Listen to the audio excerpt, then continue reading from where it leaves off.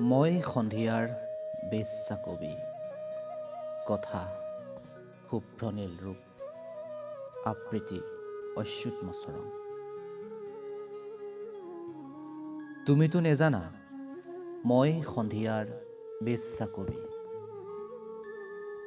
বাইকত উঠি সন্ধিয়াৰ বুকুত চিঞৰ মাৰি ফুৰাজন ময়েই। চাৰিআলিত আড্ডা মাৰি থকা কেইজনৰ ভিতৰতো ময়েই। চাৰিআলিৰ দোকানবোৰত আড্ডা মাৰি থাকোঁতে ভাহি আহে শব্দ এটা, বেশ্যা কবি। মই বেশ্যা কবি। চিগাৰেটৰ প্ৰতিটো ধোঁৱাত উৰুৱাই দিওঁ মোৰ কবিতা। এদিন নীল আকাশৰ ছাঁৰ তলত সোণালী কিৰণক সাক্ষী কৰি মোৰ দুচকুত চকু থৈ তুমি প্ৰেমৰ প্ৰস্তাৱ দিছিলা। এতিয়া মই তোমাৰ জীৱনৰ বাবে অৰ্থহীন, কিয়নো মই বেশ্যা কবি।